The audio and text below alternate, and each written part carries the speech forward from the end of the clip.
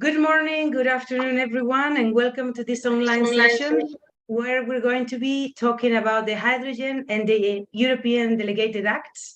And we're going to do an in-depth analysis on what these are, what it means, and how it's going to be working out for the industry as a whole. So today, I'd like to welcome you all. This is a session that we organize as like a pre-warming up for our next event, which is the 4th annual event, REMAT Hidrógeno, which will take place in Zaragoza. And we just released new dates because we had to change the old one, sadly. It's going to be on the 24th, 25th of January. So we hope to see you there. And some of the speakers hopefully will be there as well.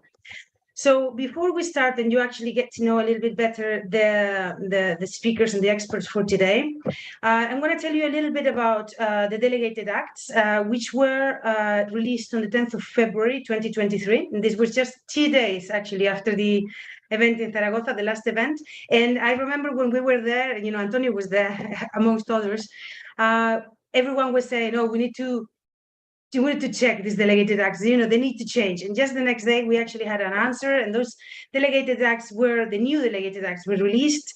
And those two were an additionality delegated act and a methodology delegated act, which outlines different conditions or new set of conditions or changes or clarifications, different from the original. They're very different, but I'm not going to get into details because that's what the experts are for, and they're going to be talking with a lot more authority about it. But suffice to say that it really changed the ground in which sort of the projects, were the lenses from which they can be looked at. And they're very significant, actually, the changes. At the moment, we're going through a 4 months period in which the European Parliament and the European Council have to either approve or veto the delegated acts. And they cannot be changed from what I understand, although, we'll see essentially what the expert says, but they have to be either approved or vetoed. And important to note that these conditions will apply both to domestic producers and also producers from third countries. And this is important also because these delegated acts largely also are supposed to sort of give the narrative or the idea on how this market for hydrogen will develop in Europe. And it's a little bit of a counteract to what the US government IRA promulgated or is doing in the US. And I think it was a necessary piece of legislation to make sure that the European market is also on the run, and it can counteract essentially the subsidies and the tax credits that the IRA is giving over in the US. But these are things that we'll get into very shortly when we speak to our experts. First of all, I'd like to welcome them and ask them to introduce themselves so that you can get to know them better if you don't already. So first, I'd like Antonio to please introduce yourself so people can get to know you a little bit better. Yeah, hello, thanks Belén, thanks for the invitation. I'm pleased to be here. My name is Antonio Lopez-Nicolas, and I'm Deputy Head of Unit for Renewables and Energy System Integration at the European Commission and Director General for Energy. Excellent, thank you very much, Antonio. Next, I'd like to ask Maximilian to please introduce yourself. Yes, hello to the audience. My name is Maximiliam Boemke. I'm a partner at Farley Williams in Hamburg, and I'm heading the hydrogen group of Farley Williams worldwide. Excellent. And last but most certainly not least, John, please, if you can introduce yourself. Thank you. Hi, my name is John Williams. I'm based in the UK. I'm a director with AFRY Management Consulting, and I head up our hydrogen practice, where we're helping clients globally to overcome the challenges that hydrogen is raising, and we'll get into some of those as we go through this morning.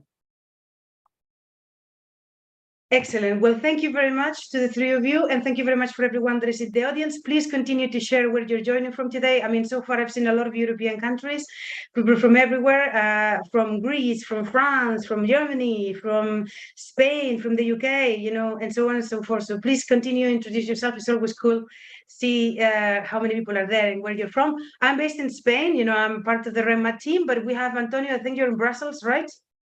And John, you're in the UK. And Maximilian, you're in Germany, I'm guessing? Yeah, so see, very, very pan-European webinar today. Okay, very quickly, I'm going to give you a little bit of like the instructions for today.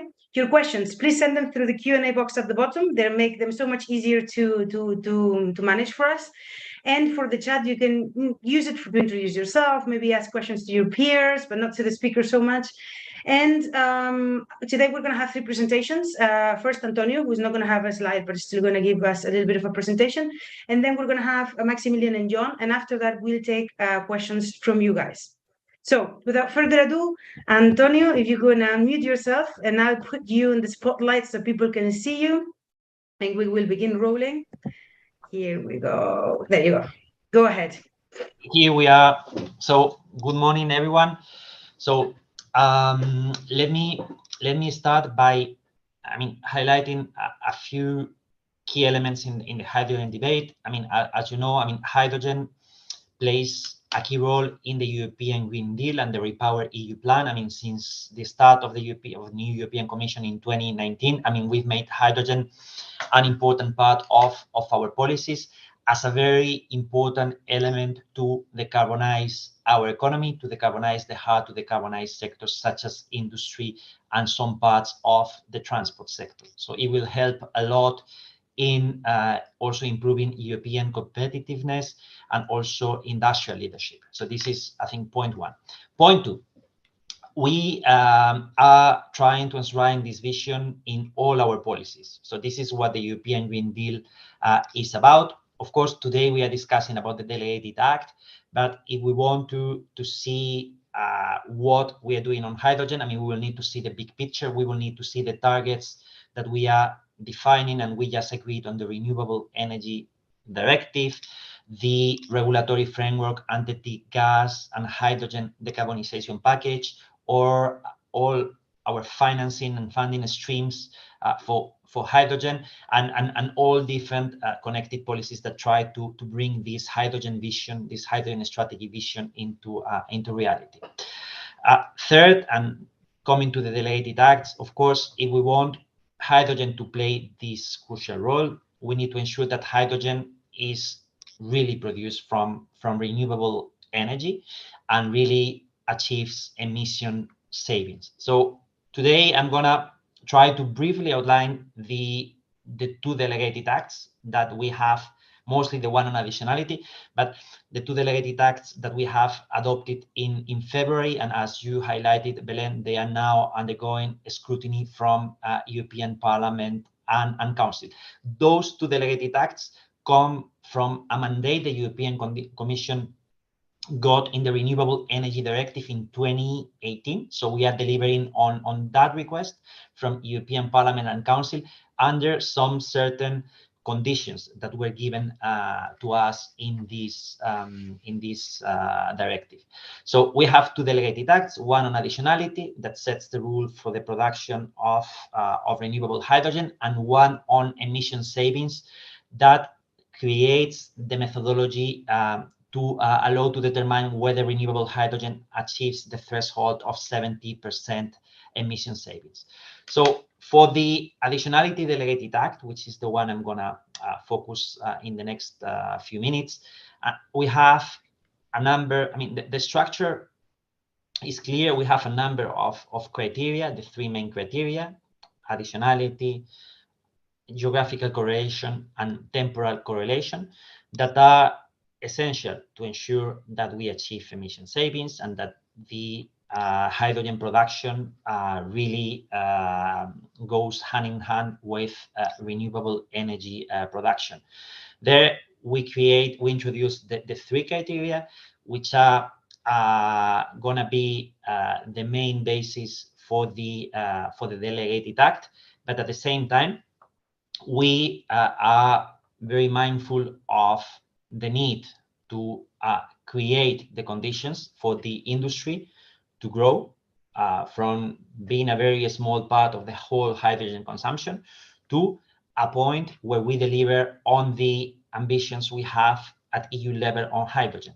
And in the Repower EU plan, we are talking about 10 million tons of hydrogen production in the EU and 10 million tons of imports. So the reason for these three criteria, I mean, the idea for the three criteria are the same. They want to avoid that the demand for renewable electricity used for hydrogen production is incentivizing more fossil electricity generation, as this would have negative consequences on greenhouse gas emissions, fossil fuel demand, including gas and electricity prices. So for the ramp up that I mentioned earlier, I mean, we create some specific conditions, for example, to allow the conclusion of power purchase agreements with existing generation until January 2028. I mean, not requesting for additional generation from scratch. This is element number one. The other element we take into account in the ramp-up phase is the transition to hourly correlation. I mean, the final goal is to have a system of temporal correlation based on hourly correlation, because that's the way to ensure that the hydrogen produced is truly renewable. But in order to allow for the ramp-up, we create a transition phase where we allow monthly correlation until January 2030 to ensure that the ramp up of the industry can actually happen. So this is, I think, the transition. The other important element is the future evolution. So the Delegated Act is future proof. So we create the conditions for the different criteria to evolve depending on the evolution of the power system. So there is what we call a sunset clause for bidding zones where renewable electricity represents more than 90% of the mix, where we exempt from the application of the three criteria. So this reflects the energy system integration role that renewable hydrogen is expected to play in the future system. The second exemption is only for the additionality requirement, not for the geographical and temporal correlation one, and it's for those bidding zones where the electricity mix has already been largely decarbonized, and hence the addition of new renewable electricity generation is not needed to ensure emission savings of hydrogen production. In that case, there will be still a need to sign a power purchase agreement, a PPA with existing generation capacity to ensure that the hydrogen produced comes actually from renewables. And last but not least, we apply the same criteria for home production of hydrogen, as well as for imports from third countries that want to contribute to the European renewable targets. So the idea is to create a level playing field. The criteria we create here at the end of the day are essential to allow for the creation of the hydrogen industry in Europe and to deliver on the EU ambitions. And they are not only important to count towards the different targets, but also to help channeling EU funds and state aid support towards renewable hydrogen production. In fact, the Delegated Acts provide legal certainty for the renewable hydrogen project developers that are interested in the latest call for the EU Innovation Fund, where a dedicated budget of 1 billion is available to support renewable hydrogen and electrification in industry. Will also be used for the European Hydrogen Bank, where the first auction is planned before the end of the year and has an indicative budget of 800 million. So to conclude, the proposals at hand, I mean, were not easy to develop for the Commission. It took a lot of time and a lot of consultation with all involved parties. I mean, European Parliament, member states, but also stakeholders and industry at large. And we are confident that we have struck the right balance with the approach we propose. Now, it's important that they enter into force quickly. So we expect and hope that the scrutiny period with Parliament and Council goes smoothly, so that the delegated acts enter into force as soon as possible, and can be really used by industry to grow as much as we expect them to grow. And that's it for now. Back to you, Belén. Thank you very much, Antonio. Just to check, so if this came out on the 10th of February, it means that, okay, March, April, May, June, and the 10th of June, supposedly this has to be either approved or vetoed, correct? Yeah, exactly. So what happens now, I mean, normally delegated acts, you have a period of 2 months for Council and Parliament to object. So they cannot change, as you said correctly, they can only object. So they have decided to extend, Parliament has asked to extend this period by 2 months, which, I mean, you can do in the delegated acts approval process. So now it means that the final date for that period is 13th of June for Parliament and Council to object. We don't know what they will do. I mean, they are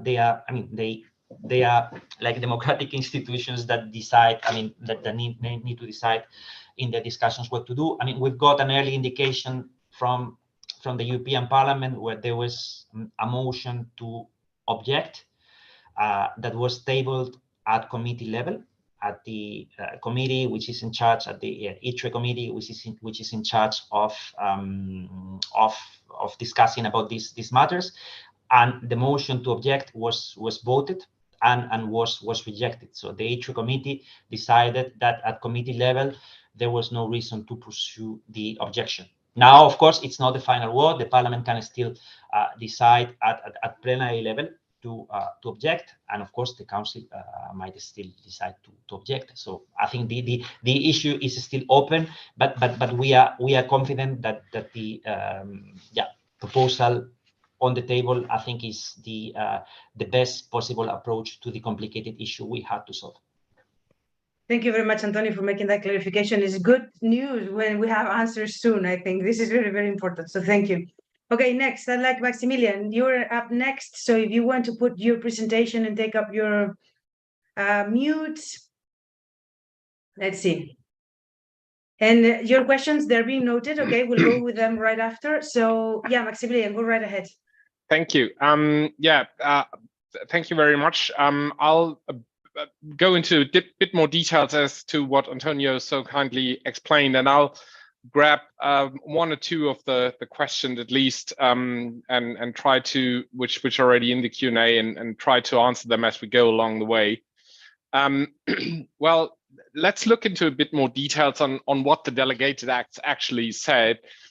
And as Antonio has said, well, basically we have 4 scenarios, which we think you could describe, where there is 3 cases which are a bit less standard from the outside. So what does the Delegated Act on additionality actually tell us? And that's kind of an interesting story to go at first, because it actually says when renewable energy can be calculated as fully renewable under the Renewable Energy Directive 2 for the production of hydrogen, so that at the end of the day we will have renewable hydrogen. But it's important to from a legal perspective to get this link, that we're actually talking about what kind of electricity is renewable electricity. So the first question, or one of the questions which came along, so great, we have now this delegated act, but what was energy outside the EU, or green hydrogen produced outside the EU? And the Delegated Act on Additionality clearly states, well, it applies to the EU and to outside the EU as well. So whenever you have a business model which says we produce something, i.e. green hydrogen, outside the EU and wish to then transport it into the EU, then you will have to look at the Delegated Act as if you were in the EU. That's kind of, it's a very good thing that this is so clearly in the Delegated Act, because it provides lots of clearance to all projects which are located outside CEU. So going to the first scenario, we have a renewable PPA, which is standard case. And as Antonio said, we have the requirements on additionality, temporal correlation, and geographical correlation, which need to be met. The additionality requirements basically say, well, the renewable plant must not come into operation more than 36 months before the electrolyzer.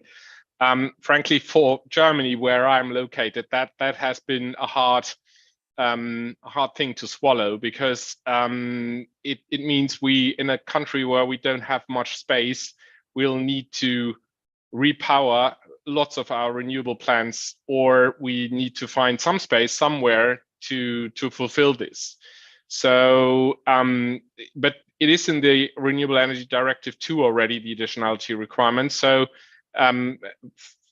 it's kind of interesting that this for Germany has been quite a topic for a while, in particular with regard to the no public support for renewable plants, and in Germany, as we call it, the no EEG rule. That means that none of the power plants, which are renewable plants, which you are using, must have received an operating aid. So some form of state aid, some form of production aid, once received in the lifetime of a renewable plant, and you're out. And that is another huge problem for countries which have already quite a developed renewable energy system, because these operational aids were quite heavily used throughout Europe. And that means that all of the plants which are already there from a certain transitional period, if you don't like a certain transitional period, you can't use them for producing green hydrogen. So that creates another topic, which means you really need to have a new renewable plant in place. Well, as I said, there is a certain transitional period which helps a little, because the 36 months rule and the no EEG rule do not apply during a certain period of time. And this helps and is an additional push, which we in practice see being used quite heavily in project plannings. And frankly, I think that was exactly what the European Commission had in mind when they set this up. So there's the first mover advantage. It's much easier to find PPAs and plans who fulfill the requirements if you move fast. And I think that's one of the first things I'd like to mention for you to take home and to bring into the discussion. Then we have a general exemption, the low carbon bidding zone. And most of you will know that this is a topic which is quite heavily discussed as well, because currently in the EU, Sweden reaches the threshold because of its lots of renewable energy plants, and France already is close and will probably reach it in the future. And that has less to do with France being a very renewable heavy industry, but France being a very nuclear power heavy electric industry. And if we're only looking at CO2 emissions, that is fine, but this general exemption on focusing on power plants has been a topic of discussion. But in the Delegated Act, it's quite clear that this is the case. So there's a general exemptions on the 36 months rule if these power plants are if the power plants are located in this low carbon bidding zone. The next one we're looking at is the temporal correlation. And there was a question as why is this form of temporal correlation, that means production of renewable energy and production of hydrogen, have to be within the same hour? Why is this needed and why is this there? And why can't we use virtual PPAs? Because it actually excludes virtual PPAs from renewable hydrogen production. The reason is twofold. The first reason is that with the temporal correlation, it's not so much of ensuring that you really produce green electricity. The reason is more that you don't want to put additional pressure to already heavily pressured grids. So the temporal correlation has at least part of the reason is that you avoid additional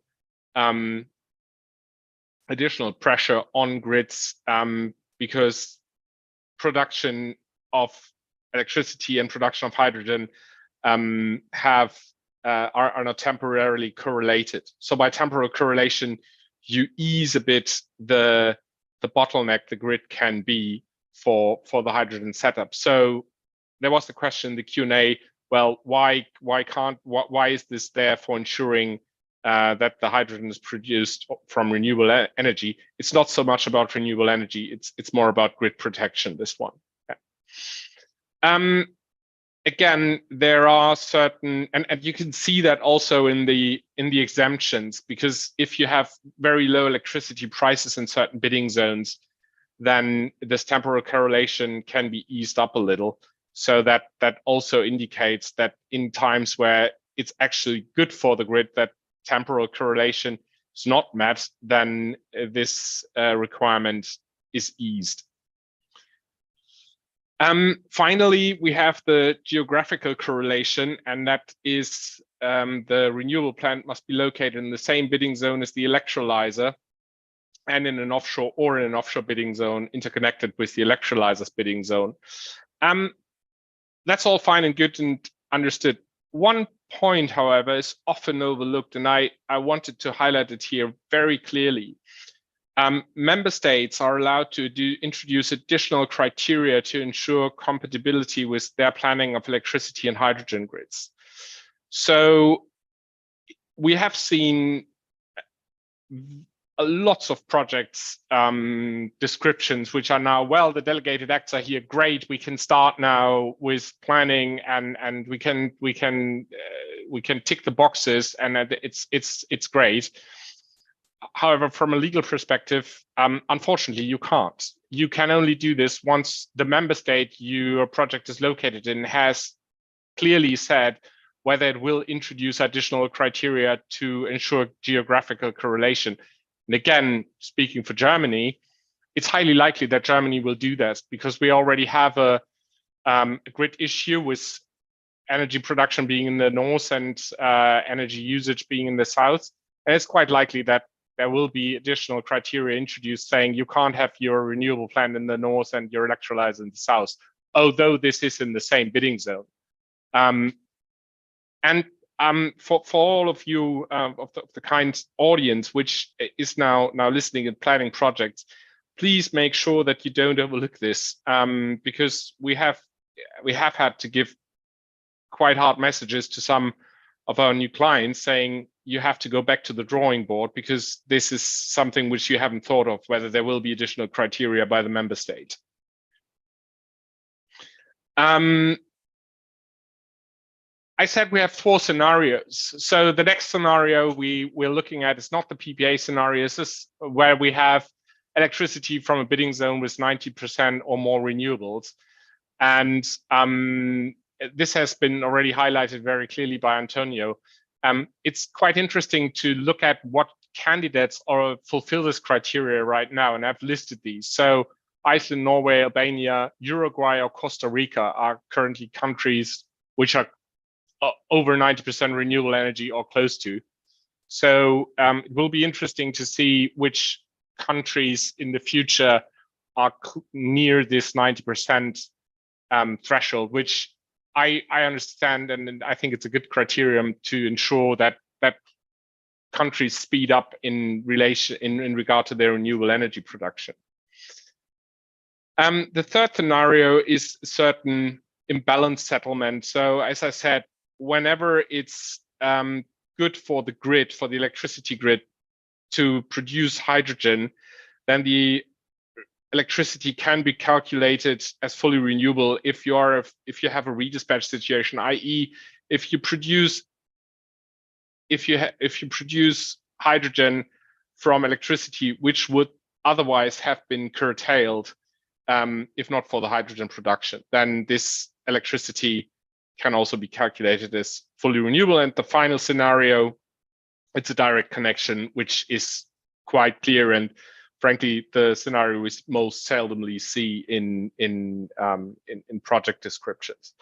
I will want to very briefly touch upon also the other delegated act on methodology, because one interesting point is it has lots of formulas and on the calculation on the emission saving, but it does something else which is, again, in my experience now, quite often overlooked. If you don't look at green hydrogen projects, but at green fuel projects, which is in practice something which we see quite often. So where the hydrogen is just used as an intermediary to produce, for example, green ammonia or green fuels to some extent. You need some form of CO2. And the Delegated Act on the methodology says something about what CO2 sources you can use for that. So if you look at a project and you look at the Delegated Act on green hydrogen to ensure that your hydrogen meets the criteria, that's all fine and good, and you need to do that. But you also need to look at the Delegated Act on methodology, because you need to ensure that your CO2 sources fulfill the criteria which are laid out in the methodology Delegated Act. That is something which I wanted to highlight in here. Summarizing, the Delegated Acts as they are now are extremely helpful. They have given the market something where the market can what the market can use and what the market can play with. And now on this Delegated Act, you can base project descriptions and so on and so forth. However, I think there are 2 points I'd like to mention. The first one is I'm often asked, well, okay, fine and good, but these are only applying to the transport sector, right? And I say, well, yes, theoretically that is correct, but it's quite fair to assume that at the latest, with the RED III coming into force, these Delegated Acts will play a role not only in the transport sector, but all in a lot more sectors. And it's quite clear that this is the way we will look at green hydrogen, not only in the transport sector, but in all other sectors in the foreseeable future. That's the first point I'd like to make. And the other one is, as I said, the most important step is now that the member states of the EU will act quickly to introduce whatever national legislation they need to introduce to make clear what the actual national requirements are. Because as I said, for example, on the geographical correlation issue, we now know what the EU thinks is geographical correlation, but that doesn't tell you what you have in Denmark, in Germany, in France, or in Spain as geographical correlation. And you don't look at an EU level from a project perspective, but you look at the national level. It's important to say, well, my project is in Denmark, my project is in Spain. What is the national regulatory framework? So with this in mind, I will happily hand over back to you, Belago, and thank you and look forward to the discussion. Thank you very much, Maximilian. Just one quick question. Like, is there a date by which the countries, the member states, have to give their own requirements, or? Not necessarily, no. There's no final date. Germany has said, well, we will wait for the EU to finalize the procedure. That means after 10th of June, before 10th of June, nothing will happen. We will probably see a draft somehow, probably a leaked one. But I haven't heard from a member state which said we will move before the EU did. And frankly, I can't imagine that this is going to be happening. I hope that we will see something by the end of this year. Okay, if it's by the end of the year, that's good. I think we need to get a lot more of like, you have to get this done by this time, because otherwise it's like never ending. Okay, John, You next, please. And there's a few questions, take a look at them. Let's try and answer as many as possible at the end. A few of them already, Antonio, and you've been answering a lot of them. So thank you very much. Okay, John, you're ready, go right ahead. Okay, thank you. Is my screen coming through okay? Yeah, perfect. Yeah, and we can hear you, so go ahead. Right, great information so far. I think what I hope to do, rather than go through some of the detail of what the Act says, think about some of the practical applications. But just before, I'm not going to go through this. I'm assuming the slides are going to be circulated later. Just for those of you who don't know AFRY, we're a global engineering advisory company, 19,000 employees, covering engineering consultancy across a number of sectors. We're very focused on energy and the energy transition. And in particular in hydrogen, we worked on over 200 projects in more than 30 countries just in the last 2 years, just a bit more. We've worked on projects with a cumulative electrolyzer capacity of over 15 gigawatt. So we're working at the strategy level, the policy level, but also we're working on active projects, and our engineers are working really hard on a load of really great, really interesting projects. One of the things, and I'm not going to go through this because this is what Maximilian and Antonio have done. We've created this easy to look at guide. So everything you need to know about the RFMBO Delegated Acts in one easy slide. And the two bits I wanted to pick up on are around the thresholds, the 90% threshold and the carbon intensity threshold. And also then pick up on some issues around the temporal correlation and the switch from quarterly to monthly, on what are some of the practical implications that might have. So first of all, what you see here, so AFRY does a lot of power market modeling. We're really well known for our power market modeling capability. What this modeling capability enables us to do is to look at individual European countries, to look at the generation mix on an hourly basis. Here you'll see it aggregated on an annual basis. And what we've done here is we've gone through each of the EU countries to see when we think, in our view, according to our power market models, each country will hit the threshold. So the really important one being the 90% threshold. So if you can achieve that 90% renewable penetration, then you're relieved from a lot of the requirements under the Delegated Act. So the additionality, the temporal, the geographic. What you see here on the bottom half of the screen is where we think in 2023, certain bidding zones in certain countries will be able to reach that 90%. And you see here, it's one of the Denmark zones, the West zone, Sweden zones, SE1 and 2, and then 4 of the Norwegian zones. So this puts those bidding zones in those countries in a really good position for hydrogen. They've got lots of renewables. They can go ahead and start connecting electrolyzers to the grid without worrying, as you said, about additionality, temporal, geographic correlation. So it puts them in a really good position. You'll see it takes a little bit of a while then before we see other countries hitting that 90% threshold. So for example, we see Portugal coming along then in 2032. But interestingly, we don't see Spain hitting that threshold until much later in the period that we've looked at. Remember, this is around the total generating mix within each country.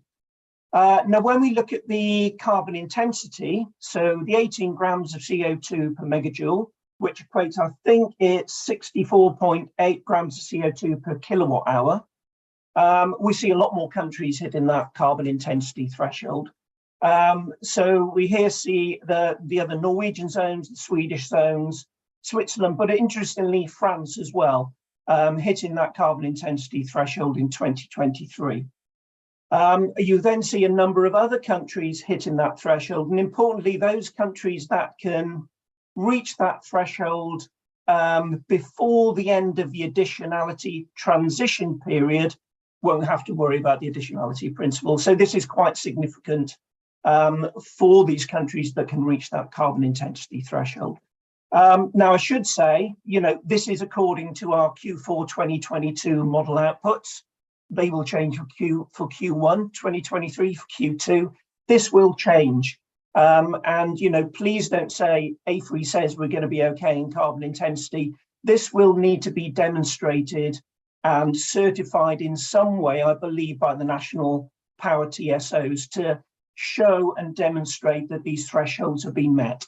And while what I'm showing here is a guide to our view of when we think that will be met, please, there is some uncertainty here. Things can change. Some of those timescales could move forward. Some of them could move back. So there is still uncertainty here. And it's this uncertainty which is still causing issues for project developers who we work with on a daily basis. I just want to pick up one point about France. I know at the time that the Delegated Act was published and this carbon intensity threshold was introduced, there were lots of reports that this gave the green light for France to use nuclear power for hydrogen production, for RFMBO production. However, that's not the case. What it means for France is that France can use existing renewables, so will not have to meet the additionality requirement, but you'll still need a renewable PPA, you'll still need to meet the geographic and the temporal requirements. I saw straight after that the Delegated Acts were published, there was a document published, I think, by the French Hydrogen Association. So, you know, this is great news. This now means that hydrogen producers in France can sign PPAs with existing hydro. So you can use that existing hydro to produce RFMBO compliant hydrogen. And that is great. And any country that can use hydro is at an advantage because of the load factor of hydro. It's fairly steady and overcomes a number of the issues that you see with using either solar or wind, where if in future you have to match on an hourly basis, create some issues, which I'll come on to talk about. So having mentioned that, okay, so this slide is really busy, but there are some really interesting messages here. So what we've done at AFRY is we've developed our own project optimization tool. Now, what this tool does is for a demand, volume and profile that we give the tool, it will then optimize the main components of the hydrogen project. So the renewables, the electrolyzer capacity, any batteries that we might incorporate into the configuration, any hydrogen storage that we might need, and also we can configure it so we can use grid connections, either to sell excess renewable into the grid or to take power from the grid into the electrolyzer. Now, I'm not going to explain this in a huge amount of detail, but these are normalized to 1. So they're not giving real numbers here. We're just showing the relativities between different temporal correlations, going from hourly that you see on the left all the way down to annual on the right. In each of these scenarios, we've given the optimization tool the same demand to meet. So what you can see along the top here with the res split and capacity, it shows the split of solar and wind, and this is in Spain. So we've taken specific data on solar radiation and wind profiles for the Spanish market. So you see here, particularly looking at the hourly and the monthly, you can see the different mix of solar and wind that you might need in an optimized configuration. And what the optimizer does, it meets the demand under a number of different weather years and patterns and different conditions at the lowest levelized cost of hydrogen production. So a lot of solar in Spain, which is what you would expect in an ideal project configuration, but a little bit of different between the hourly and the monthly in terms of the ideal amount of wind that you would want in the configuration. Now, when we look at, let's look at the LCOH first. So what this is telling us is that we see the highest LCOH in an hourly temporal correlation. If we look at a monthly, the LCOH would be 69% of the hourly LCOH. So I hope that makes sense, bear with me. And what we see then in terms of storage is we see a gradual reduction in the amount of hydrogen storage. So the storage is there as a buffer to enable you to meet a flat industrial offtake profile of hydrogen with variable hydrogen production from renewables, so from wind or solar. So the hydrogen storage is there in order that you can fill the hydrogen storage to a certain level, a certain capacity to ensure you can always offtake at a flat profile. So what this is telling us is that the most hydrogen storage you would need in a configuration is where you have an hourly correlation. Where you have a monthly correlation, you'd need around about 30% of that storage level. Now, you know, we can argue back and forth about whether hourly is right, whether monthly is right, whether it should be quarterly. But the point and the key message from this is that if you configure and develop a system according to a monthly correlation, on the 1st of January 2030, when we switch to hourly correlation, that quarterly optimized system will no longer be fit for purpose. It will not have the right capacity of renewables, of storage, of electrolyzer to meet an hourly correlation.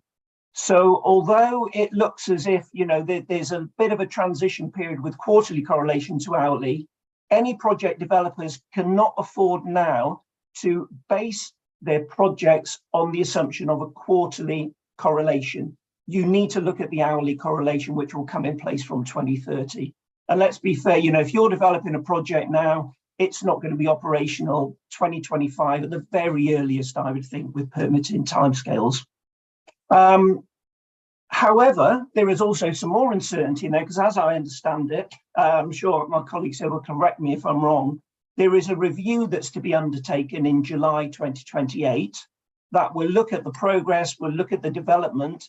And as I understand it, it's possible that the hourly correlation could be delayed further or could be scrapped altogether. It'd be really interesting, Antonio, to get your view on that one. If that's the case, and you've optimized your project for an hourly correlation, which then doesn't happen, you're again left with a system that might not be fit for purpose.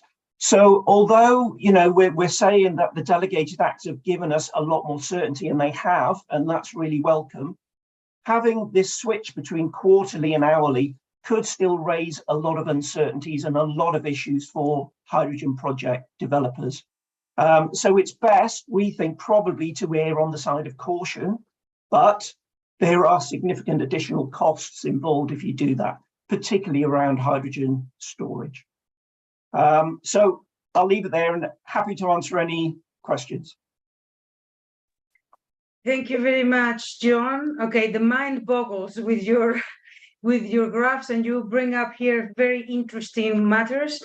I wanted to ask, actually, the hourly correlation, I am a little confused as to whether it starts the 1st of January 2030 or 2028. Can someone confirm which of them is it? 2030. 2030, not 2028. No. Okay. 2028 is the end of the transitional period for, no, if a project is operational before 2028, then it can enjoy the transitional period to 2038 for relief from the additionality requirement. Okay. I think so that's right. Someone nod their head to say I've got that right. Explain this, what this means. If I may, Belén, on, yeah, please, Antonio. Just on hourly correlation, of course, it's 2030, but member states may decide to set up strict rules and do it in 2029 and 2028. I mean, this is clearly set out in the Delegated Act. But then, can you explain then, what does this mean then, 2028, if you're connected before 2028, you enjoy an extra 10-year period without additionality? Can you explain this? I'll let one of the other guys explain that. Yeah, no, Antonio or you want, no. I mean, of course. I mean, if you sign, exactly. I mean, if you sign, if you enter into application before 2028, of course, you have that extra period of doing it with existing generation as a way to help the ramp up of the industry. So that's yeah. The point, the way we understand it, is exactly like that. You can use for a certain period of time an old plant. After that period of time, you will be required to have a new plant, but these additional 10 years give you, to put frankly, all the time you need to find a PPA with a power producer which fulfills the additionality requirement. And it meets the phase out of the old renewable plants which we have right now. So I think this 10-year period is quite a fair is quite a fair offer, if you will, by the Delegated Act. The only thing that worries me a little bit, guys, is that like the 30th of December of 2029, everyone's going to try to finish the project in a massive rush, like we've seen in the past when this deadline happens, just because just to try and get those 10 extra years. But well, but not necessarily, Belen. I mean, if I may clarify that, because I mean, if we look at the numbers we have on expected renewable power deployment on the Repower EU plan, but also based on the recent agreement between Parliament and Council on a new renewable energy target of 42.5% for 2030. I mean, at the end, those numbers reach close to 1,000 gigas of or above 1,000 gigas of solar and wind capacity by 2030. I mean, the majority of those are going to be new installations. So, I mean, if you look at the hydrogen ambitions, I mean, there is going to be plenty of opportunities. I mean, leaving aside the transition phase to do it with existing plants, there is going to be plenty of opportunity for hydrogen producers to sign agreements with new renewable power even before 2028. After 2028, with the transition towards a largely renewable based power system, I think there is not going to be any issue if we deliver on our renewable ambitions. But then if we don't deliver on our renewable ambitions, then I think there is something wrong, because we won't be able to produce renewable hydrogen to start with. Okay, thank you very much, Antonio. Let's go with the questions, if you like, from the people, because we don't have that much time. It's been a really interesting session. We've learned a lot. Let's see, Antonio, you have note some. You guys, also John and Maximilian, if you want to take a look and see which you'd like to answer. So the first one from Emmanuel says, green hydrogen and liquid derivatives are expected to play a major role in decarbonization of heavy industry, steel, fertilizers, etc., out of transport. Both delegated acts refer to liquid and gaseous transport fuels. Does it mean that non-transport green hydrogen would be addressed in another regulation? I mean, I'll try to be brief and clarify this one. So the Delegated Act refers only to transport because it comes from the 2018 Renewable Energy Directive, where we got the task as Commission for the transport sector. Now, what we have agreed in the recent political agreement for the new Renewable Energy Directive that we reached on the 29th of March this year is to extend the application of those criteria to industry. So those criteria will be applied to industry, because, I mean, at the end of the day, you cannot have different additionality criteria applying to transport and then completely different ones for industry. It wouldn't make any sense. It would completely disrupt the market. Now, this change is not automatic because the Delegated Act is applying only to transport. So it would require, once the new Renewable Energy Directive is in force in a few months, then it will require a technical adaptation in the Delegated Act to extend it to transport.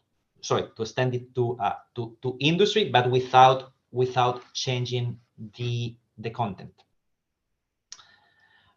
So this is, I mean, this is on industry extension. And actually, I mean, the ambition, if you look at the recent deal on the Renewable Energy Directive, there is a very important ambition on renewable hydrogen for industry, where we want the EU to achieve a 42% target of the whole hydrogen consumed in the EU being from renewable energy sources.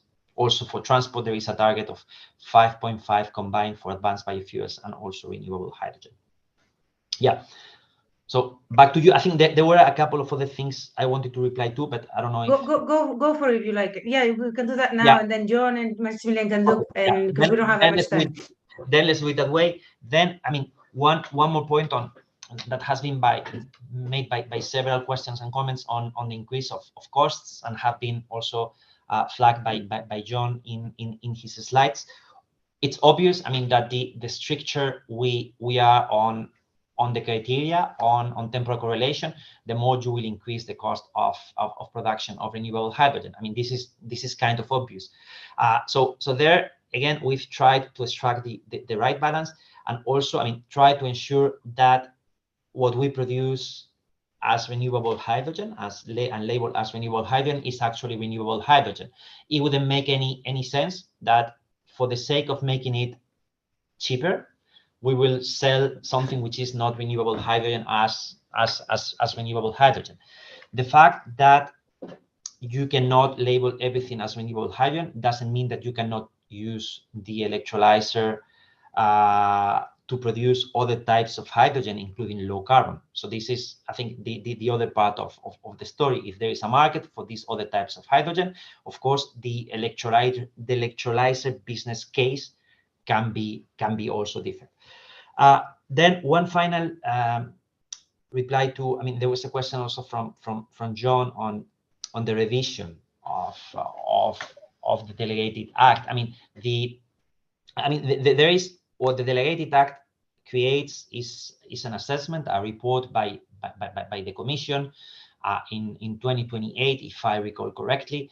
So, I mean, the intention is not to revise and change the criteria or postpone the application of the hourly correlation. I think there is a clear willingness from the Commission to stick to what we have proposed. Obviously, I mean, you never know how the future is gonna evolve, and we will have to assess the situation. But if we read this clause as well, the Commission will likely change the temporal correlation provisions to something different.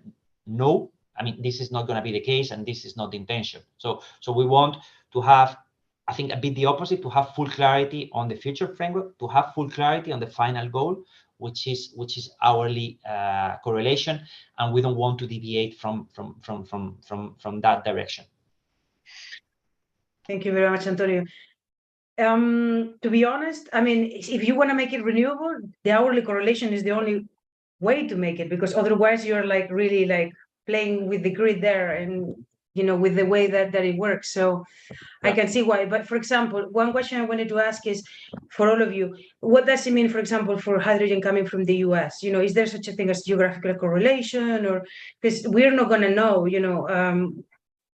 No, I think on the US, there's certain points in that regard. You certainly have to adapt the criteria if you look at international standards. But for example, there was a question on well, what does it mean if the IRA in the US provides huge state aid? Can I use it to produce hydrogen and then bring the hydrogen to Europe?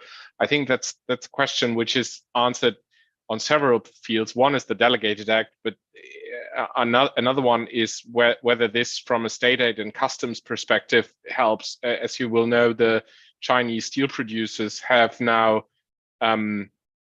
facing additional taxes on import taxes for the steel towers, for the renewable, right? Yeah, right. Yeah. So it's not that easy to say, well, great, I'll produce hydrogen in the US, use the IRA to the fullest extent, and bring the hydrogen to Europe. I have been asked this question, and I would put a huge question mark on whether this will fly next to such a project, but not so much because of the Delegated Act, much more so due to custom and market protection regulations, which are already in place.